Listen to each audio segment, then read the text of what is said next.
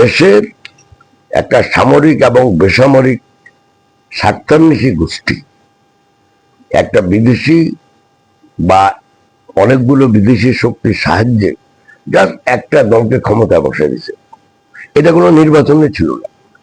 এগুলি নির্বাচনে কারচুপি হয়েছে, নির্বাচনে ভোট দিতে পারে না, নির্বাচন ঠিকমতো আপনার ফলাফল ঠিকমতো গণনা করা হয় নাই, গণনা হইলে এটা ঠিকমতো ঘোষণা করা হয় নাই।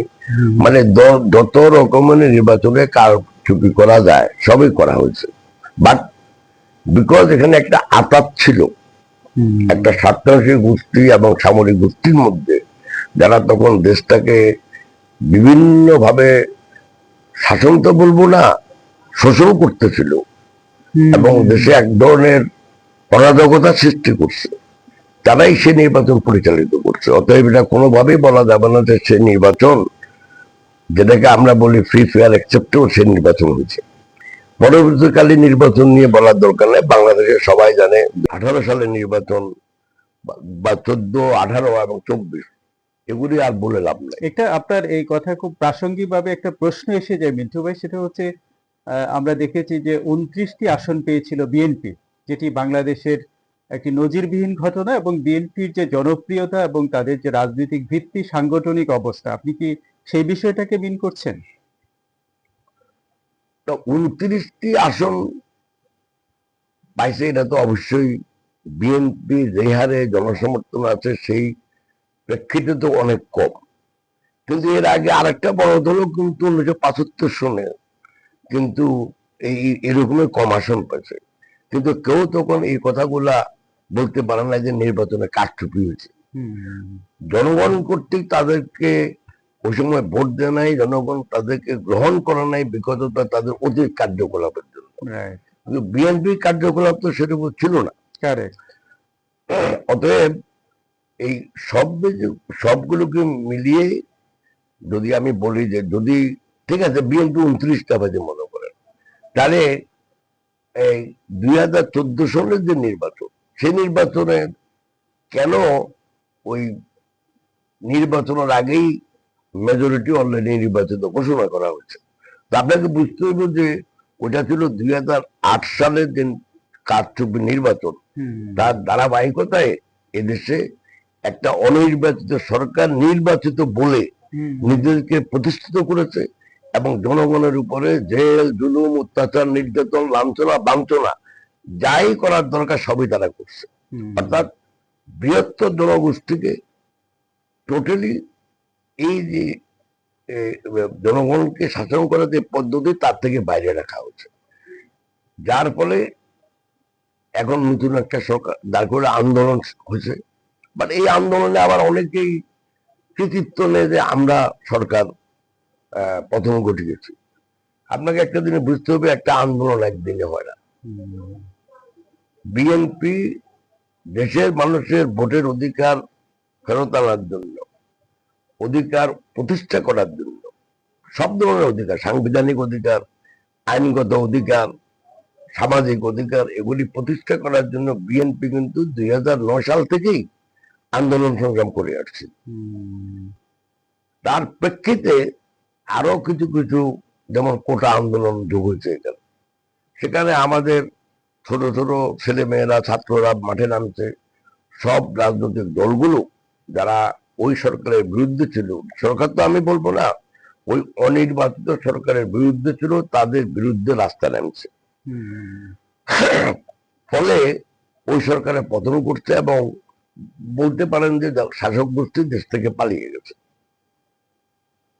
এখন এটা কৃতিত্ব অনেকে বলতে চায় যে আমরা করছি। আরে ভাই, আমরা কারা? এটা তো বাংলাদেশের সব ধরনের জনগণের রাস্তা ছিল তখন। তো সেজন্য আমি মনে করি যে যতক্ষণ পর্যন্ত দেশে একটা রাজনৈতিক সরকার প্রতিষ্ঠিত না হয়, যতক্ষণ পর্যন্ত জনগণের দ্বারা একটা নির্বাচিত সরকার আমরা প্রতিষ্ঠা করতে না পারি, ততদিন পর্যন্ত দেশে না আসবে সামাজিক শৃঙ্খলা, না হবে রাজনৈতিক শৃঙ্খলা, না হবে দেশের রিয়েল রাজনীতি, যে রাজনীতি একটা দেশকে অর্থনৈতিক সমৃদ্ধি আনতে পারে, অর্থনৈতিক প্রবৃদ্ধি বাড়াতে পারে, মানুষের জীবন মানের উন্নয়ন ঘটাতে পারে, মানুষের জীবনকে সমৃদ্ধ করতে পারে। এটা কখনো হবে না, কারণ রাজনীতি থেকে আপনি অর্থনীতিকে কখনো কোনোভাবেই আলাদা করতে পারবেন না। জি, ধন্যবাদ। আপনি নিশ্চয়ই লক্ষ্য করেছেন সম্প্রতি বিএনপিকে চাঁদাবাজ দল বলা হচ্ছে। বিশেষ করে সামাজিক মাধ্যমে এটি এক ধরনের স্মেক ক্যাম্পেইন চলছে, যেখানে ফেসবুক এবং ইউটিউবে, অর্থাৎ টোটাল সামাজিক মাধ্যমে বিএনপিকে একটি চাঁদাবাজ দল হিসেবে চিহ্নিত করার প্রয়াস চলছে। এ ব্যাপারে আপনি কি বলবেন? শুনেন, যারা বলছে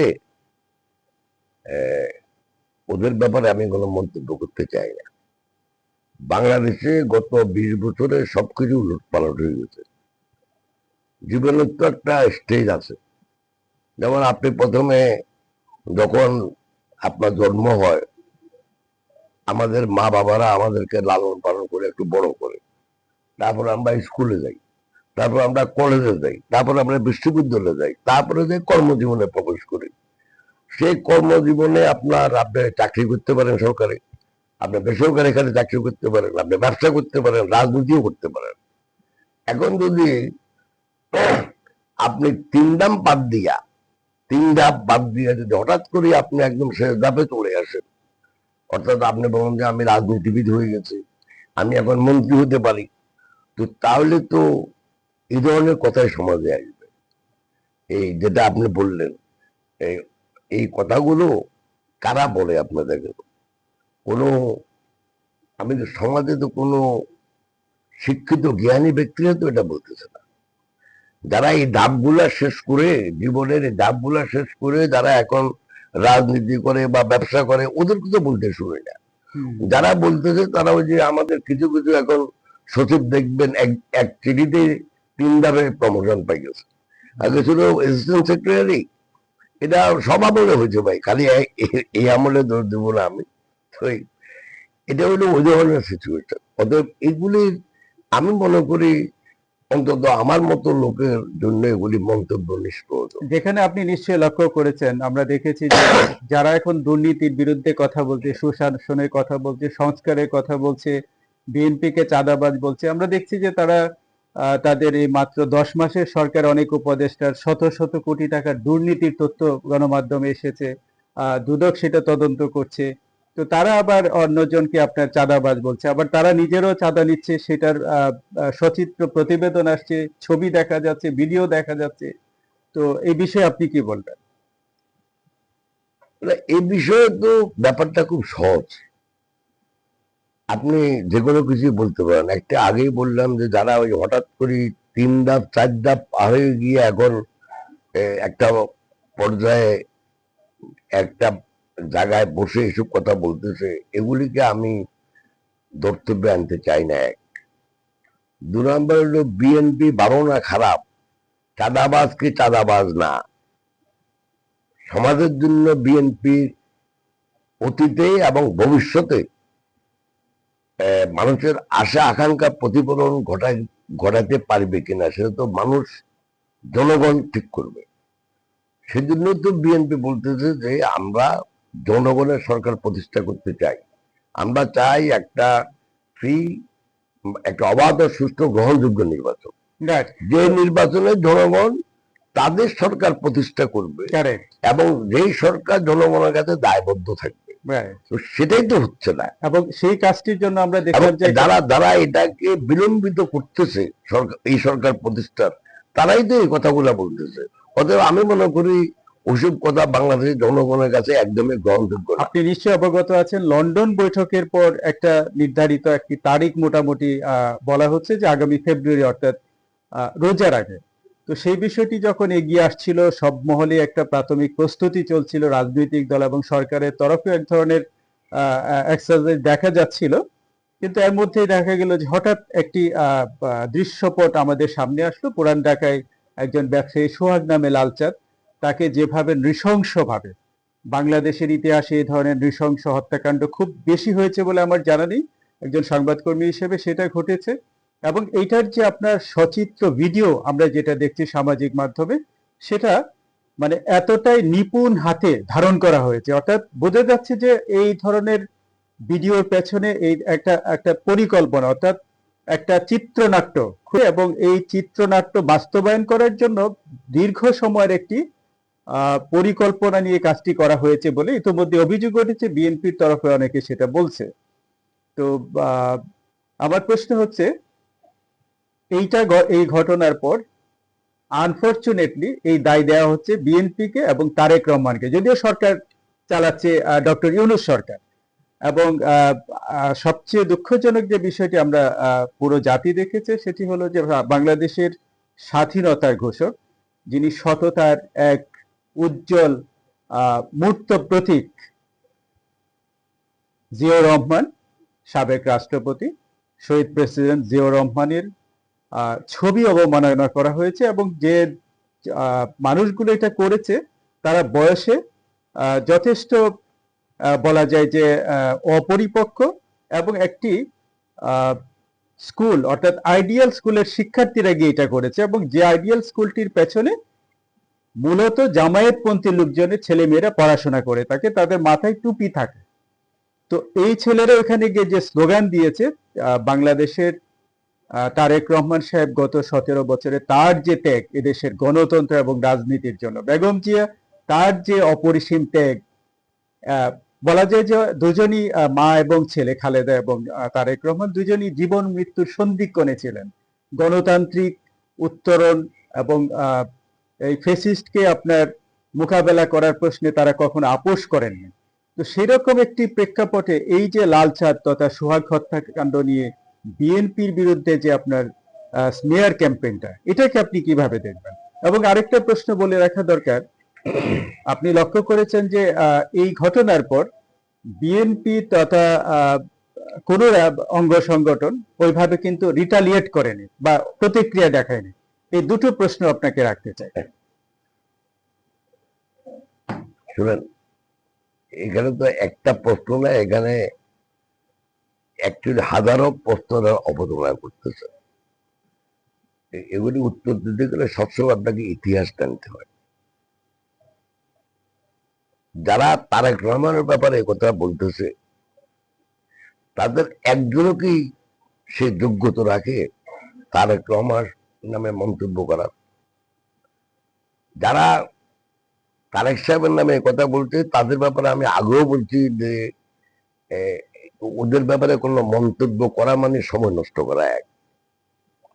2 নাম্বার হলো, তারেক সাহেবের তো একটা ইতিহাস আছে।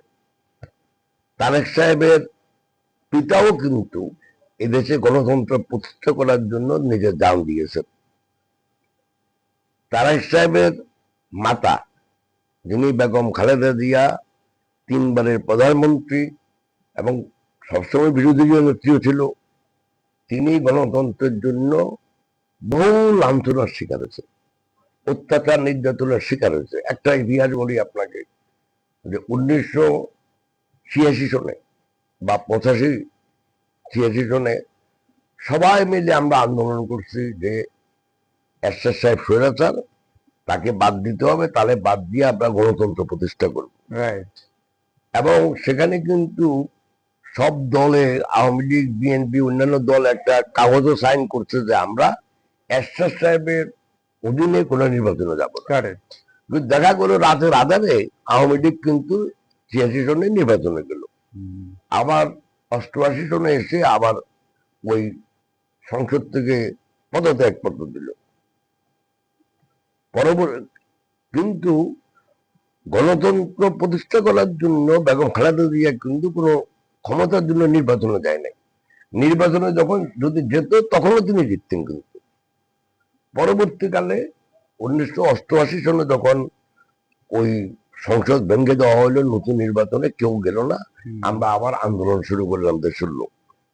সেই আন্দোলনের প্রেক্ষিতে 1990 সনে একটা অন্তর্বর্তীকালীন সরকার আসলো, সেই সরকারের আওতায় ইলেকশন হয়েছে। সেই ইলেকশনে কিন্তু 1990 সনের ইলেকশনে কিন্তু সবার মুখে মুখে ছিল যে আওয়ামী লীগ সরকার প্রতিষ্ঠা করবে। কিন্তু দেখা গেল কি, দেশের জনগণের শ্রদ্ধার পাত্র হিসাবে এবং যোগ্যতার ভিত্তিতে এবং মানুষের যে আস্থার ভিত্তি হিসাবে তারা বিএনপি অর্থাৎ খালেদা জিয়াকে ভোট বেছে দিয়ে নিল। বাংলাদেশের প্রধানমন্ত্রী বানালো। তো তারেক রহমান ওরকম একটা সুযোগ্য পিতা এবং সুযোগ্য মাতার সন্তান। রাইট। এবং তারেক সাহেব লন্ডনে আছে, কি কারণে গেছে এটা দেশে সবাই জানে।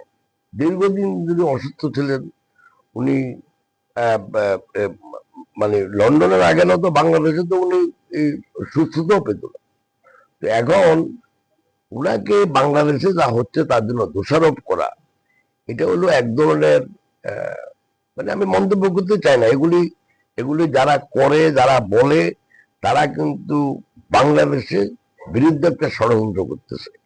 এখন আপনার কথায় ফেরত আসি, এই যে কাজগুলা করতেছে আপনি বললেন, সোহাগ হত্যা,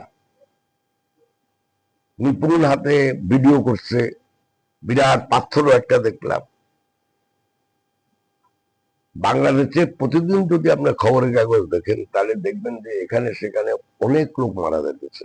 রাইট। খুনের প্রতিটি প্রতিটি জেলাতে এবং দেশে আপনি খুন বলেন, নৃশংসতা বলেন, মহিলাদের উপর অত্যাচার নির্যাতন বলেন, অপহরণ বলেন, কোনোটাই অপহরণ বলতে সরকারি অপহরণ বাদ, কিন্তু কোনোটাই কমে নাই, বরং সবগুলা বাড়ছে। গত কয়েকদিনের পেপারও আপনি দেখবেন। রাইট। ইভেন আমার মনে হয় আজকে যদি আপনি কোন একটা ব্যাপারও ওইটা আছে।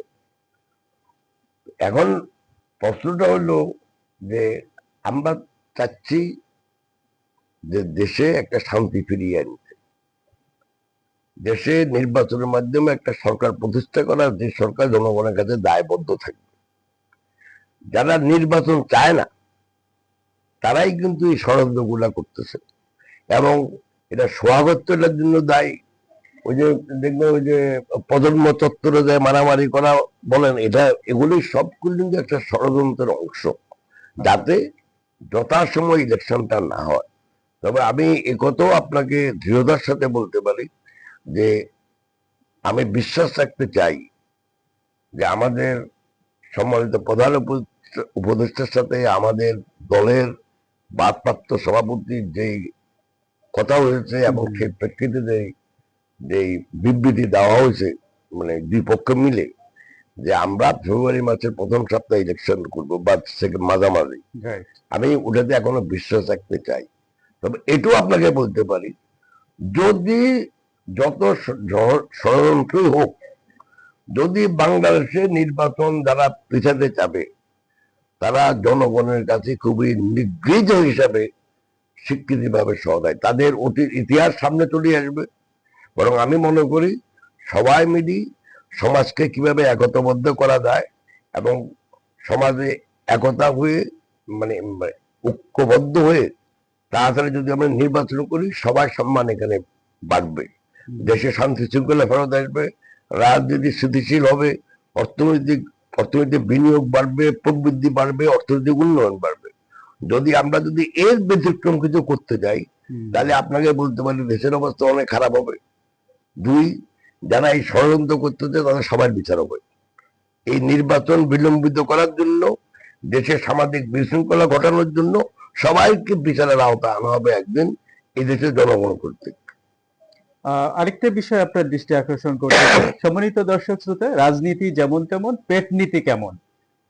জনাব মিন্টু ভাই, আপনি নিশ্চয়ই লক্ষ্য করেছেন বাংলাদেশের যে রাজস্ব আহরণ সেটা কমছে, এফডিআই যেটি প্রত্যক্ষ বিদেশি বিনিয়োগ সেটা ক্রমশ কমছে। ব্যবসায়ীরা যেমনটি বলছেন যে সত্যিকার অর্থে উৎপাদন ব্যবস্থা, রপ্তানি, এতে করে নানা ধরনের জটিলতা সৃষ্টি হচ্ছে। যে এনার্জি যেটা যোগান দেয় সরকার, অর্থাৎ বিদ্যুৎ, গ্যাস, সেখানে কিছু ঘাটতি আছে। তো সবকিছু মিলে আপনি দেশের অর্থনৈতিক অবস্থা কিভাবে দেখছেন? অর্থনীতি প্রাথমিক পর্যায়ে বোঝার জন্য একটা সহজ পদ্ধতি আছে, সেটা হলো আপনার প্রবৃদ্ধি কতটুকু হচ্ছে, যেমন অর্থনৈতিক প্রবৃদ্ধি, যেটাকে আমরা বলি জিডিপি গ্রোথ। জিডিপি সোজা বাংলা হলো মোট উৎপাদন। দেশে সব মিলে আমরা যত কাজকর্ম করি এগুলির দ্বারা আমরা যে উৎপাদন করলাম সেই উৎপাদনের মূল্যটা কত, এটা একটা একদম সিম্পল হিসাব। তো প্রথম যেটা, সেটা হলো জিডিপি গ্রোথ আপনার কেমন হচ্ছে। বাংলাদেশে এবারে জিডিপি গ্রোথ ছিল 6 থেকে 7.5, সেটা এখন এবছর ধরছে 3.5%। তো এটা অর্ধেকে নেমে আসছে, তাহলে বলার অপেক্ষা রাখে না যে বাংলাদেশের মোট উৎপাদন কমে গেছে এখন। 2 নম্বরে আপনি আসেন বিনিয়োগ। বিনিয়োগ যদি আপনি ধরতে যান, তাহলে বিনিয়োগ গতকালকেও আপনি বণিক বার্তার হেডলাইনে দেখবেন, আজকেও অনেক পেপারে আসছে যে গত বছর থেকে এই বছর মূলধনী যন্ত্রপাতি ইম্পোর্ট কমে গেছে 20%, 19.7%। তো একটা দেশে যদি মূলধনী যন্ত্রপাতি আমদানি কমে যায়, তাহলে বুঝতে হবে বিনিয়োগ কমে গেছে। এত বিনিয়োগের খরা বা এত কম বিনিয়োগ বাংলাদেশের ইতিহাসে কোনোদিন হয় নাই। তো সেজন্য বলি বিনিয়োগ নাই। 3 নম্বর আপনি আসেন মূল্যস্ফীতি। এটা মূল্যস্ফীতি যদি আপনি দেখেন, গত 3 বছর থেকে কনসিস্টেন্টলি আমাদের মূল্যস্ফীতি 9, 10, 11 এই লাইনে আছে। মানে মূল্যস্ফীতি যখন একটা দেশে বেশি হয়, যদি মজুরির হার না বাড়ায়, তাহলে বুঝতে হবে যে লোক দিন দিন গরিব হচ্ছে। এখন আপনার মনে করেন গত বছর আপনি খরচ করেন 10,000 টাকা, এবছর মূল্যস্ফীতির জন্য আপনার ধরেন 11,000 টাকা লাগবে। কিন্তু আপনার মজুরির হার যদি 10,500 টাকা হয়, তাহলে তো আপনি ওই বাইরে থেকে হাওলাত করে খরচ করতেছেন। তো তারপরে আপনি আসেন বিনিয়োগ যদি না হয়, তাহলে কর্মসংস্থান কিভাবে সৃষ্টি হবে। এখন বাংলাদেশে কেদারে পরিসংখ্যান তো আমি বিশ্বাস করি না দেশের, যে নর্মের নিয়মে এখন 22 থেকে 25 লক্ষ লোক কর্মক্ষম হইয়া চাকরি বাজারে আসতেছে। বাংলাদেশে কর্মক্ষম লোকের দলে 16 বছর যদি আপনি হন, তাহলে আপনি এখন আমরা চাকরি বাজারে আসতে পারেন। তো 22 থেকে 25 লক্ষ লোক প্রতি বছর এখন চাকরি বাজারে আসছে। 2 নম্বর হলো, যখনই দেশে কৃষিতে উৎপাদনশীলতা বাড়ে, তখনই কৃষিকাজের লোক কম লাগে। এটা কারণটা হলো, আপনি আগে নাঙ্গল ইউজ করতেন, তারপরে 2-3 জন লোক লাগতো। এখন একটা ট্রাক্টর ইউজ করেন, করি আপনি 3 একর করি ফেলান ডেইলি। তারপরে আগে উৎপাদন বাড়ানোর জন্য আপনি গোবর দিতেন, এখন গোবরও দেন, কিন্তু সাথে আপনি কেমিক্যাল ফার্টিলাইজার দিচ্ছেন। তারপরে রোগ জীবাণু যদি হতো, এই ধান বলেন বা যে উৎপাদনে বলেন, আপনি কেমিক্যাল দিচ্ছেন, যার জন্য আপনার উৎপাদনশীলতা বাড়ে। উৎপাদনশীলতা যখন বাড়ে, তখন কম জমির একটা হলো এমনি কর্মজীবীর সংখ্যা কমে যায়। 2 নম্বর হলো, কম লোক দিয়ে আপনি বেশি জায়গা উৎপাদন করতে পারেন। তো যদি আপনি বাংলাদেশের ইতিহাস দেখেন, যে 1972, 73, 74 সনে বাংলাদেশের শতকরা 87% লোক তখন এই কৃষিখাতে কর্মজীবী ছিল।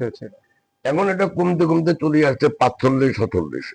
এর কারণ, আমাদের যদিও দেশে মোট উৎপাদন বাড়ছে, আমাদের ধানের উৎপাদন বাড়ছে, ভুট্টার উৎপাদন বাড়ছে, সবজি উৎপাদন বাড়ছে, কিন্তু লোক সংখ্যা কিন্তু ওখানে কম কাজ করে। 3 নম্বর, 1980 সন পর্যন্ত বা 90 সন পর্যন্ত আমাদের কিন্তু মেয়েরা এত চাকরি করতে আসতো না। এখন যদি আপনি স্কুল কলেজে যান, এবারে দেখেন আপনি, এবারে যে মেট্রিক পরীক্ষা দিছে, এখানে কিন্তু ওই কোন একটা বোর্ডে দেখলাম 51,000 হলো মেয়ে আর 48,000 হলো ছেলে। তো ছেলেগুলা কোথায় গেল? আমাদের তো জনসংখ্যা আনুপাতিক তো 50-50-50 এরকম। তার মানে হলো ছেলেগুলো এখন চাকরি বাজারে চলে আসতেছে, মেয়েরাও কিন্তু এখন চাকরি চায়। তো তাহলে এই তিনটার সমন্বয়ে যদি আপনি কর্মসংস্থান সৃষ্টি করতে না পারেন, তাহলে কিন্তু সামাজিক বিশৃঙ্খলা দিন দিন বাড়বে, সরকার যেই থাকুক। এখন সামাজিক বিশৃঙ্খলা যখনই হবে, তখনই কিন্তু দেশে কোনো বিনিয়োগ হবে না। বিনিয়োগ যদি না হয়, তাহলে কর্মসংস্থান হবে না, কর্মসংস্থান না হলে আবার সামাজিক বিশৃঙ্খলা হবে। তো এটা একটা দুষ্ট চক্র। অতএব আমরা ওই দুষ্ট চক্রে আছি, এবং আমি মনে করি যে যদি একটা রাজনৈতিক সরকার না আসে, তাহলে কিন্তু আমাদের অর্থনৈতিক চরিত্র বদলাবে না, আমাদের সমাজের চরিত্র বদলাবে না, আমাদের রাজনৈতিক চরিত্র বদলাবে না। যে আপনি সেজন্য নিশ্চয়ই লক্ষ্য করেছেন সম্প্রতি আমেরিকা 35% লাস্ট কথাটা আপনাকে বলে দিই। ওকে, অতএব এই যে জিনিসগুলো হচ্ছে এগুলি এই ডিলেটা করা হচ্ছে কিন্তু ষড়যন্ত্রকারীরা। এবং আমি আগেও বলছি, আপনাকে আবারও বলতেছি, কোন ষড়যন্ত্রকারী ষড়যন্ত্র করে যদি বাংলাদেশে নির্বাচিত ডিলে করে, তারা কিন্তু মাপ পাবে না। একদিন না একদিন জনগণ তাদের এদেশে বিচার করবে। কারণ আপনি বলছেন যে নির্বাচন বিলম্বিত করার ষড়যন্ত্র মানে হচ্ছে দেশ এবং জাতির বিরুদ্ধে ষড়যন্ত্র, দেশের উন্নয়নের বিরুদ্ধে ষড়যন্ত্র এবং মানুষের গণতান্ত্রিক আকাঙ্ক্ষার বিরুদ্ধে ষড়যন্ত্র। 100% সত্যি। জি, আপনি নিশ্চয়ই লক্ষ্য করেছেন যে আমেরিকা আমদানি শুল্ক 35% ধারণ করেছে। এই বিষয়টি বাংলাদেশের গোটা পোশাক শিল্পে কি ধরনের নেতিবাচক প্রভাব ফেলতে পারে বলে মনে করছেন? একটা তো নেতিবাচক প্রভাব পড়বে। একটা একটা বায়ার যে কিনবে, সে তো দেখবে যে ভাই আমি কোন দেশ থেকে কিনলে আমার দামটা কম পড়বে ওখানে। এবং বাংলাদেশে এখন আমি যা দেখতেছি, আমাদের ইভেন ভিয়েতনাম থেকে 2% আমাদের বেশি। ভারত, ভিয়েতনামকে 20% দিয়েছে, ভারতকে 20%-এর কম বলছে, কম হতে পারে। হ্যাঁ, কম হতে পারে। এখন এটার তো একটা নেতিবাচক প্রভাব পড়বে। এটার নেতিবাচক প্রভাব কিন্তু হবে বহুমাত্রিক বাংলাদেশে। একটা হলো নতুন বিনিয়োগ হবে না, একটু আগে যেটা বললাম। 2 নম্বর হলো যেগুলি বিনিয়োগকৃত উৎপাদন কারখানা উৎপাদনে আছে, সেগুলিও উৎপাদন কমে যাবে। তাহলে উৎপাদন কমে গেলেই আপনি যারা এখন কাজ করতেছে তারাও কিন্তু চাকরি হারাবে। তো এটার প্রভাব নেতিবাচক ভাবে সমাজে হবে বহুমাত্রিক। আপনি কি মনে করেন? কিন্তু একটা কথা হলো যে এই যে নেগোসিয়েশনটা করতেছে, কার সাথে করতেছে ভাই? কে করতেছে আজ পর্যন্ত বুঝলাম না। এখানে আমাদের তো, ধরেন আমার কথা বাদ দিলাম, কিন্তু আমাদের বহু এই বাণিজ্য সংগঠন লিডার আছে, যারা যেমন বিজিএমই আছে বা অন্যান্য সংগঠন আছে, তারা কিন্তু এই জিনিসটা অনেক বেশি বুঝে। কিন্তু একটা লোক আমাকে বললো না যে সরকারের কোনো লোক ওদের সাথে কোনো আলোচনা করছে। অর্থাৎ কনসার্ন স্টেক হোল্ডার যারা যারা এই ব্যাপারে বিশেষজ্ঞ, তাদের সঙ্গে কোনো কথাবার্তা নেই। এটা জানি না। এখন এখন আবার এটা নাকি শুনলাম যে এটা নাকি নেগোসিয়েট করতেছে এই ওই আমাদের সামরিক উপদেষ্টা। তো এখন বাণিজ্য উপদেষ্টা এখানে বসে আছে, সামাজিক উপদেষ্টা কিন্তু বাণিজ্য বিষয় নেগোসিয়েট করতে আমেরিকাতে। এগুলি মানে আমার কাছে একটু আমার বুঝতে অসুবিধা হয়। আপনি কি মনে করেন আগামী নির্বাচন গণতান্ত্রিক উন্নয়নের সঙ্গে এই 35%-এর কোনো যোগসূত্র আছে? না, সেটা 35%-এর সাথে যোগসূত্র ডাইরেক্ট নাই, কিন্তু যত খারাপ হবে তত তো সরকারের বিরুদ্ধে লোকজন দাঁড়াবে। কারণ আপনি নিশ্চয়ই লক্ষ্য করেছেন, আপনার অবগতির জন্য বলি যে 3টা চুক্তি আপনি নিশ্চয়ই জেনে থাকবেন বাংলাদেশ সরকারের সঙ্গে করার জন্য দীর্ঘ সময় থেকে চেষ্টা করছে। একটা জিসোমিয়া, একটা আকসা, আর একটা হচ্ছে আইপিএফ, ইন্দো প্যাসিফিক স্ট্র্যাটেজি। এবং শেখ হাসিনার আমল থেকে তারা এটা চেষ্টা করছে। আপনি 23-24 সাল যদি খেয়াল করেন, অন্তত গত 53 বছরে যে পরিমাণ আমেরিকান প্রতিনিধি, সরকারের প্রতিনিধি না এসেছে বাংলাদেশে, গত 1-1.5 বছরে এসেছে। এবং এটার পেছনে লক্ষ্য ছিল এই 3টি চুক্তি সম্পন্ন করা, কিন্তু আনফরচুনেটলি সেটা হয়নি। এবং বলা হয়ে থাকে যে শেখ হাসিনার পতনের পেছনে এই বিষয়টা একটা ক্রিয়ানক হিসেবে কাজ করেছে, ক্যাটালিস্ট হিসেবে কাজ করেছে, এটা আন্তর্জাতিক গণমাধ্যমে এসেছে। তো এখন এবং এই Indo Pacific strategy mister Trump তার সরকারের প্রথম মেয়াদের সরকারে এটা প্রণয়ন করা হয়েছিল। তো আপনি কি মনে করেন যে এটার সঙ্গে তারা এই চুক্তিগুলো সরকারের কাছ থেকে বা বাংলাদেশের সঙ্গে করিয়ে নেওয়ার জন্য কি চাপ হিসেবে, একটা বার্গেনিং ক্যাপাসিটি হিসেবে তারা এটা নিয়েছে? আপনি কি মনে করেন? শুনেন, যে কোনো একটা দেশ আপনাকে যখন তাদের নিজস্ব স্বার্থ সংরক্ষণে যখন আপনাকে চাপ দেয়, তখন তারা তো তাদের হাতে যে যত অ্যাভেলেবল যন্ত্র আছে বা ইনস্ট্রুমেন্ট আছে সবই ব্যবহার করবে। এখন আমরা এখানে আমাদের সমস্যা হলো, ধরেন যেটা বললাম আমাদের শুল্ক। ওরা তো যখন নেগোসিয়েট করবে এটা শুল্কের সাথে শুধু মানে ও শুল্ক নিয়ে ব্যস্ত থাকবে না। ওরা বলবে ভাই শুল্ক তোমারে কমাবো, তো তুমি তো কমাও। 2 নম্বর হলো, সাথে তো আমার সাথে যে এই কথাগুলো হচ্ছে তোমার সাথে 3-4 বছর কি হচ্ছে এটা নিয়ে, এটা তো আমরা জানি না। ওই জন্যই বলতেছি ভাই, যতক্ষণ জনগণের সরকার না আসে ততক্ষণ তো আমরা কার কাছে চাইবো? কেউ যদি আমাদেরকে না বলে তাহলে তো আমাদের কিছু করার নাই। সেজন্য তো আমরা বারবার বলতেছি যে আমরা জনগণের সরকার চাই, জনগণের সরকার চাই। জনগণের সরকার মানে নির্বাচিত সরকার, নির্বাচিত সরকার মানে নির্বাচন লাগবে।